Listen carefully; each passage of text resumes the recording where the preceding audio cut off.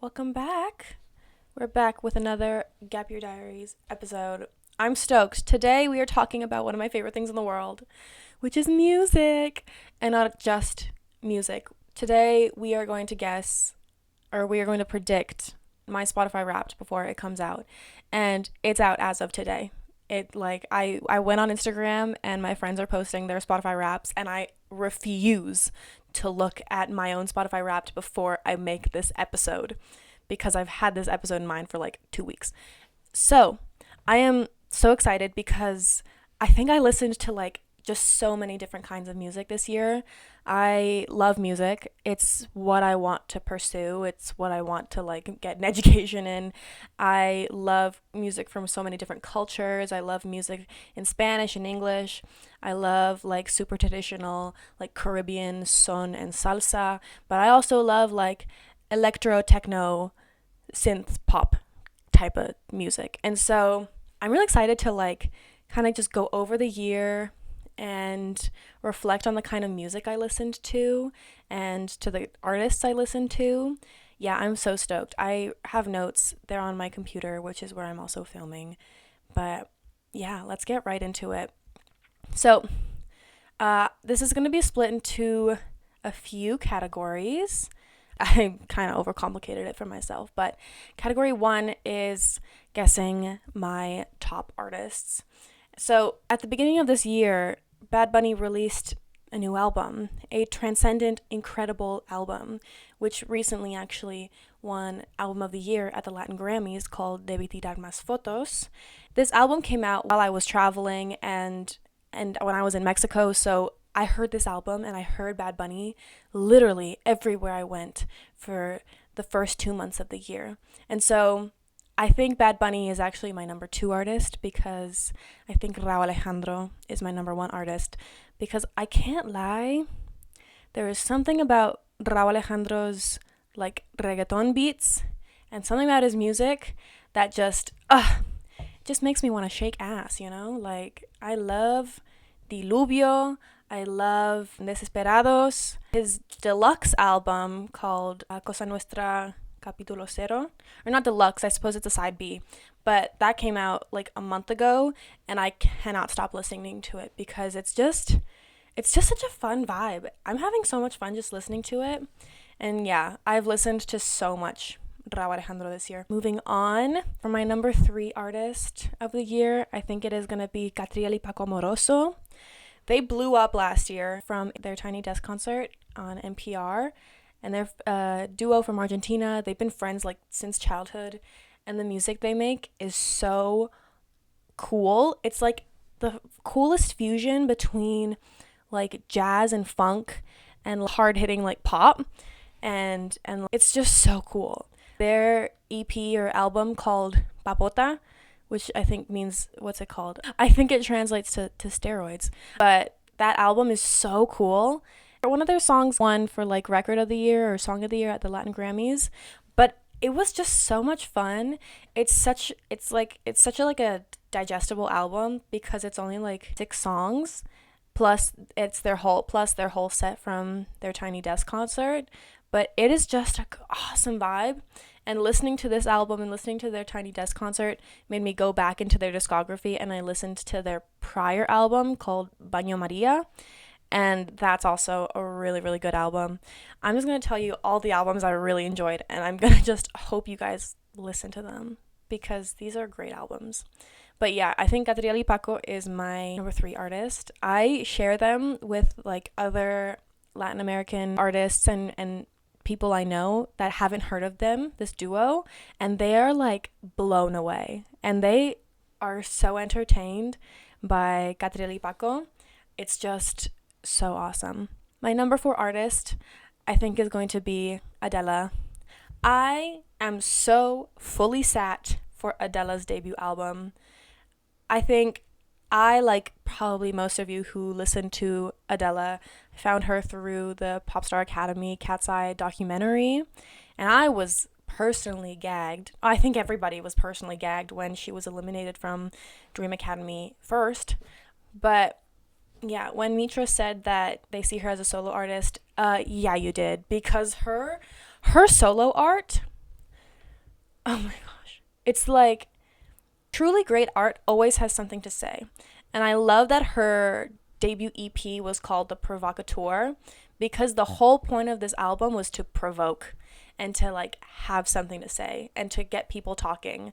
It's not going to be that kind of EP that like applies and that every single person in the world enjoys. Like, no, she was so specific on her vision and so specific with her creativity and with what she is creating that like it blew up. And I can't wait. I am fully sat for when her debut album drops. Currently she opens for Demi Lovato, and honestly I'm just like, I don't know her, and she's like 3 years older than me, but it's like honestly I'm just so proud of like how she's been able to grow as like an artist and just really stay true to herself, and she's really inspiring in that way. For my number 5 artist, I am predicting that my number 5 artist is going to be Leon Thomas. Right in January, when I was traveling, I was volunteering at a restaurant, and the house that we lived in was also another restaurant, and there was just like a period of time where we like didn't have any water in like any running water in the house, and when we finally got water back in, we spent like an entire day just cleaning up the house. And I remember I put on some R&B songs on the speaker, and that's when I heard Mutt for the first time, and then I could not stop playing Mutt. That is such a great album.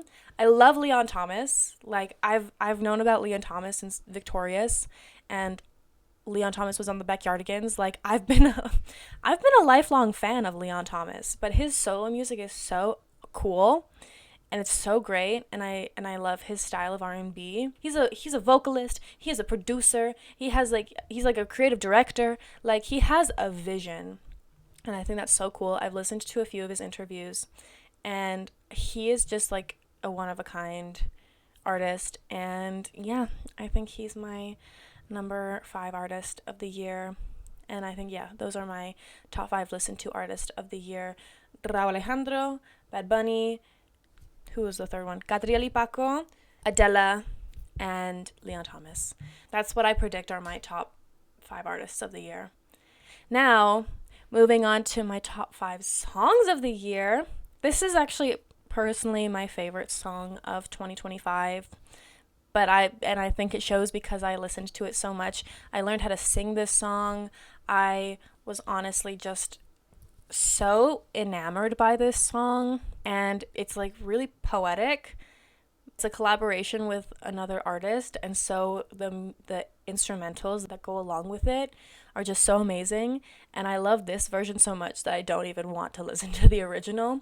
And that song is Disfruto by Carla Morrison and Sindicato del Ritmo. Carla Morrison, I believe, is a Mexican artist, but Sindicato del Ritmo is a Cuban orchestra band. I think it's just like a small orchestra, but I love Cuban instrumentals. I'm half Cuban and my father is a musician, and so I've always loved that sort of music. But her like smooth singing voice and like the lyricism along with like the beautiful percussion and the guitar, oh my gosh, it's just such a beautiful song. And I really enjoyed it, and I loved that song, and I even learned it. I know it on the guitar. I can sing it. Like, I love this song so much. And so yeah, I think that is my number 1 song of 2025. My number 2 song, I think, is going to be Baile Inolvidable by Bad Bunny, because Bad Bunny really knocked it out of the park with a like modern day salsa song that sounds like it could have been like from the 80s and 90s. He nailed that song. The lyrics are just so beautiful and so heart-wrenching. I love salsa so much because it's cathartic, and if you listen to the lyrics and to what they're actually saying, or if you translate the lyrics, if you don't speak Spanish, if you translate them to your personal language, if you're listening to this, you probably are a native English speaker. But if you translate the lyrics and read them, so many salsa lyrics, like 95% of salsa lyrics, are absolutely devastating. And they like crush you. Like there's a song, what's it called? It's like, no le peguen a la negra, da da da da da da, no le peguen. And that's just saying, don't punch the black woman, which is which is crazy. It's so cathartic because it's these devastating lyrics that follow this super upbeat and musical and such like an instrumentally rich orchestra and backing, and it just makes you want to dance. And that's why I love salsa so much, because it's the combination of like the upbeat happy instrumentals and the devastating lyrics.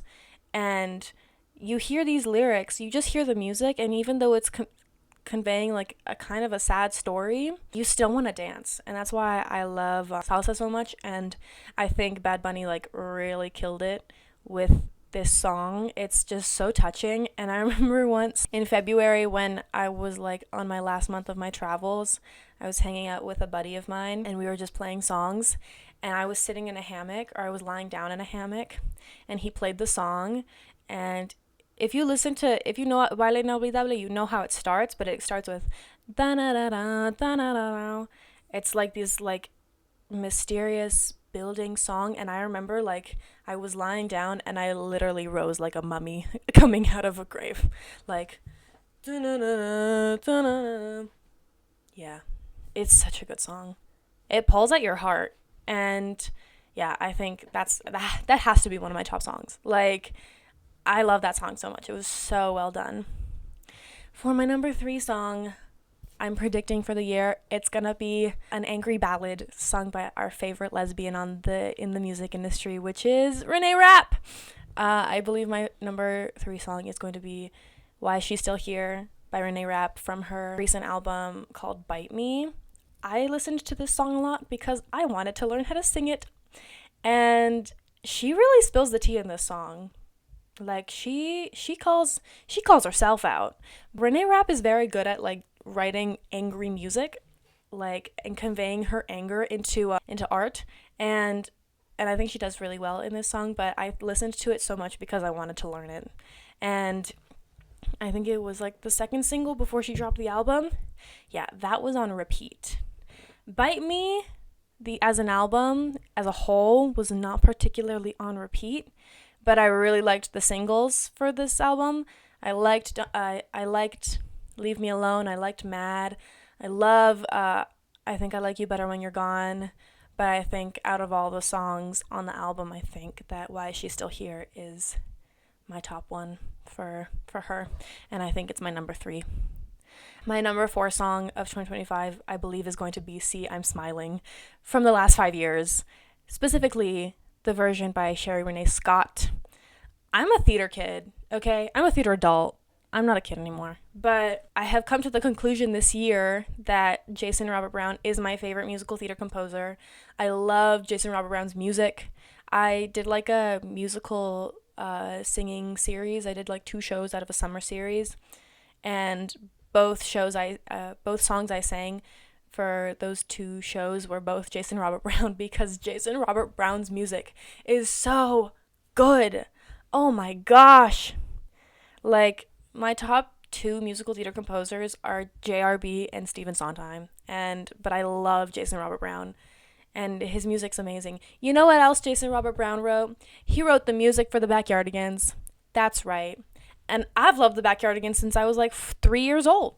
So yeah, I learned See I'm Smiling, and I love the rage that builds up in the lyrics and in the character. She's like so fucking mad. She gets so mad and pissed off, and then so sad by the end of the song. And so I love that build. I love that vibe that happens throughout the song. And I think it's just like an excellently written musical theater song. And yeah, I really love See I'm Smiling. I learned it and I've memorized it. She is memorized inside and out. And yeah, I've listened to it so much. I think that's my top 4. I think that's my number 4 song of 2025. My number 5 song, I believe, is Gabriella by Cat's Eye. I saw that Lollapalooza performance. Oh my gosh, I love Cat's Eye in general. They're so talented. I wish they had a little bit more creative freedom when it comes to actually writing and creating the music, because I think the songs they're given are not that great. A lot of their songs are songs that were potentially given to other artists and then give it to them, because Gabriella was initially intended for Little Mix. That being said, Gabriella is a fire song. That music video is so cool. I loved that music video. The dance break, it's so great. When Daniela comes in there and starts singing in Spanish, ooh, that really showed to me like how big Cat's Eye is gonna be, because they have members from all over the world basically, like with different cultures. And so it made me get excited about like what more languages they can sing in. They've sung in Korean and now they've sung in Spanish, but now I'm excited for when Lara sings in Tamil, and if Sophia's gonna sing in Tagalog. Like, it really showed me like how far this group is gonna go. But yeah, it's just such a great song. And with Jessica Alba in the music video, I got so excited. Yeah, the music video is awesome. The song is great. The dance break is amazing. I follow Cat's Eye's every move basically. But I'm excited to see how much they grow. I'm excited for their debut album. I really hope they get more creative freedom and creative say and input when it comes to actually creating the music. Lara produces music for fun. It's a hobby of hers. Like, let her do it.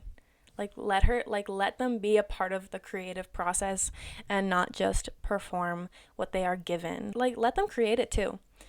And like, Mano is a songwriter. Like, so many of them, like, they're so talented in so many different ways. I'm really excited for when they have a say in the actual creation of the music, because in some cases I think it's flopping a little bit, because even though Gnarly was a massive song, it's not good.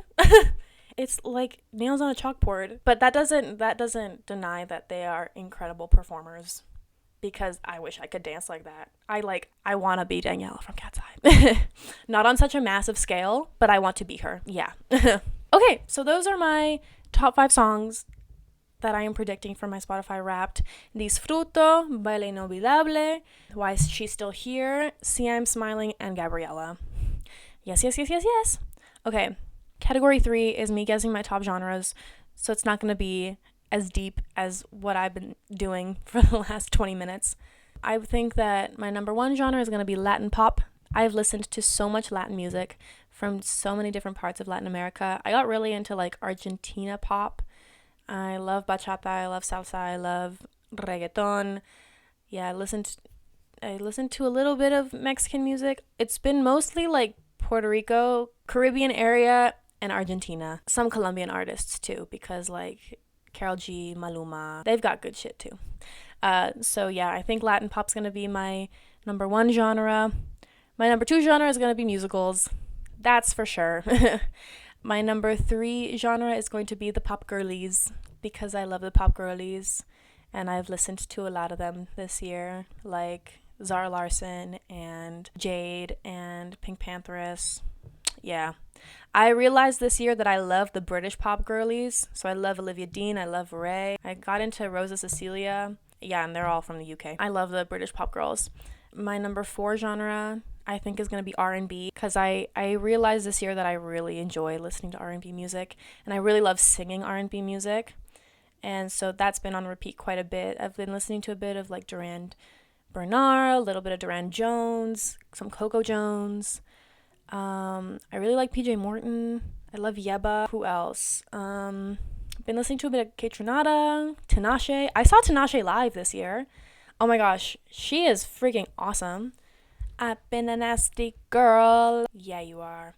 Yeah, Tinashe. Yes. And then my number 5 genre, I think, is going to be like woo-woo, frequency, meditation, hertz sounds, because I listen to those every single night as I fall asleep. If you're looking for like music to listen to when you're trying to fall asleep, and music that will help you fall asleep, look up like literally frequencies, and look up like good vibration frequencies, because I find that even if you listen to like chill R&B music, I find that music with lyrics and music with a beat and music with like a lot of rhythm and like bass, like it can be really hard to actually fall asleep when you're listening to that. So yeah, listen to some frequencies. It's really helpful, and you can fall asleep, and you can play them for as long as you want, and you'll have a nice restful sleep. Category 4 is how many minutes I listened to. Honestly, I have no idea how many minutes of music I listened to, because there were multiple like 12-hour buses I took when I was traveling, and I would just put on my headphones and I would fall asleep. And it's like a 10 to 12 hour bus ride that I would just sleep and listen and have music playing. So I'm just going to say 525,600 minutes. That's what I'm going to say for how many minutes I listened to, because when all else fails, just quote a musical. Category 5 is podcasts. I only listened to basically 2 podcasts this year. At the beginning of the year, I discovered this podcast and I love it so much. And I love the host, and she inspired me to like start my own podcast because of like what she talks about and how like inspirational she is. And that's Skinny Dipping the Podcast by Kayla Rose. Yeah, I discovered her end of January, and yeah, I've been a fan ever since. And so yeah, I love Kayla Rose, love Skinny Dipping. And then my other podcast is Smosh Reads Reddit Stories, because sometimes when I'm working at the restaurant and it's time for me to like clean a bathroom and you can just like zone out and listen to music, I put on that podcast and I listen to people doing questionable things while I'm scrubbing a bathroom. So those are my top podcasts, Skinny Dipping and Smosh. You know, I've realized that more people than you know listen to Smosh or like watch Smosh than you think you do. Like, you're not the only one in the world who listens to Smosh, and that's what I learned this year.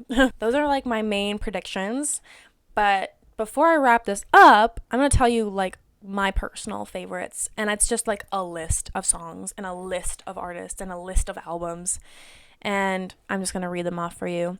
So my favorite tracks of 2025 are Disfruto by Carla Morrison and Sindicato del Ritmo, Get Naked, I Got a Plan by Britney Spears, Mi Diosa by Catriel y Paco, No One's Watching Me by Ezra Collective and Olivia Dean, Folded by Kehlani, the entire Provocateur EP by Adele, Baile Inolvidable by Bad Bunny, I really like Guaban 6 by Rauw Alejandro, and then my top 3 musical theater songs are Another Life, A Summer in Ohio, and See I'm Smiling, all by Jason Robert Brown, all composed by the same composer, my favorite composer. My top albums of 2025, my favorite personal top albums: Debí Tirar Más Fotos by Bad Bunny, Midnight Sun by Zara Larsson, Cosa Nuestra, Capítulo Cero by Rauw Alejandro, 166, I don't really know, but 166, Retirada by Milo J, I don't know. I don't really know how to pronounce his name. I just know that his name is Camilo. Lux by Rosalía. Al Romper la Burbuja by Joaquina. I really liked Joaquina. This year I discovered her when I was a little heartbroken. And then that's Showbiz Baby by Jade. And then my favorite artists of 2026 are Ray, Olivia Dean, Catriel y Paco Moroso, Cat's Eye, Adele, Bad Bunny, Rauw Alejandro, Rosalía, Jade, and Joaquina. And now I have like a short list of artists that I started listening to like just recently and that I want to listen to more in 2026 because I'm excited to see where they're going. And some of them have been around for like decades, but I haven't listened to them much. But I'm really excited to listen to them and get into them a little more. And so that's Coco Jones, Durand Bernard. Durand Bernard has like an excellent singing voice. I have not heard that kind of like R&B vocal skill from a man before. Mariah Carey. I want to get a lot more into Mariah Carey's discography. Lauryn Hill and the Fugees, D'Angelo, Erykah Badu, Ezra Collective. And then there's this one musician who I actually met while I was traveling. I went on a date with his roommate. Him and his roommate are both musicians and singers, but I prefer this artist more. Don't tell him that. But his name is Louis San, and his music is pretty great. I'm excited for when he drops a full-length project because I will be there. I will listen to it. That's my personal Spotify Wrapped. That's me predicting it. By the time this episode airs, I will have actually seen and known what my Spotify Wrapped is. And I hope I get a few things right. Honestly, I hope I don't get Taylor Swift in my top 5 because somehow she always manages to make it into my top 5 even when I don't listen to her that much. I think I listened to Midnights once this year. And I listened to Life of a Showgirl, but we all know how that project turned out. I'm really excited to see my Spotify Wrapped. I hope it's like actual data and not an AI making guesses. Yeah, I'm excited. And I love music so much, and I'm just excited to like learn and discover more. If you've got like an artist that you really like and that you want to share, like drop it in the comments. I know this episode was a little more unserious, but this is like Gap Year Diaries is like a digital diary entry. Not all diary entries have to be full-on analyses. Some of them can be unserious and just guessing songs. And so, yeah, thank you guys so much for listening. Be sure to follow this podcast. We are on Spotify, Apple Podcasts, and YouTube. And leave a comment. Give me any song recommendations, any artist recommendations. I love listening to new music. I love you guys so much, and I will see you in the next episode. Bye-bye.